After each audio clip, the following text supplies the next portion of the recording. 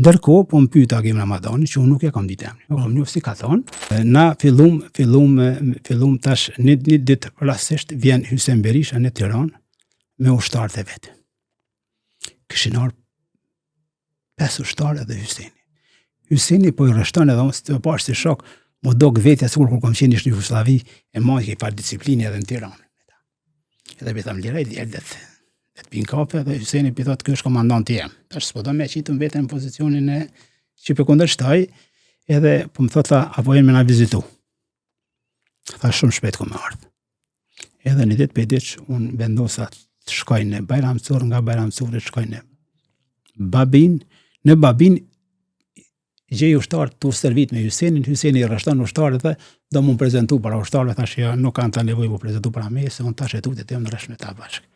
Edhe nga jo, ditë unë u aktivizova në Babin, në rolin në radiolitje, me qenë se edhe në Tiranë punoja me telefone dhe me qona, kështu që e mora detyrë deri me 8 prill. Me 8 prill ishte kalum në Papaj, në Papaj ishte edhe shtabi, një pjesë e komandas ishte në Papaj, edhe atë ditë u vendos që me 8 prill ne t'i kryjmë të gjitha përgatitjet që në mënyrë diversante me marrë kazermen në Koshare, postën kupitare.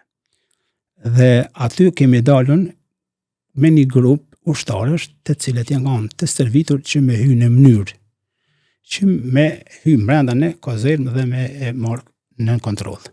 Gjatë atyne ka pas ushtrime me armatim normal. Një ushtar është plagosën aty, ai ka qenë Florim Demaj, është dzu, edhe e lëndoj mjaft gjunin. Unë, duke qenë se shkollën e mesme e kisha të mjekësisë, na i kishëm ditë pajisjet dhe mora ja lidha plakën. Edhe marrëm atë djalin së bashku me komandantin Skënder Hasan Çekën, e çojmë brenda në Papaj, kur e çojmë, aty për herë të parë takoj Agim Ramadanin. Edhe na punojshëm me Skenda mu edhe Zeki Shulemojnë që ishte nga Prishtina, na kishte njerëz më të afërt vet, edhe po më thot, unë do marr urnat përmes teje, pastaj ti përmes Zekis në vit fronti do i shpërndajmë informatat. Ndërkohë po më pyet Agim Ramadani, që unë nuk e kam ditë emrin. Nuk kam njoft si ka thonë, tha ke qenë shërbim ushtarak, thash po. Qa ke punu, tha shërbim sanitar. Edhe unë gret për i veni, tha hopa, doktor. Thash unë nuk jam doktor, unë jam teknik medicinal, jam inxhinier. Ajo tha ti i bash doktor. Tha se në mal nuk do të bësh operacion.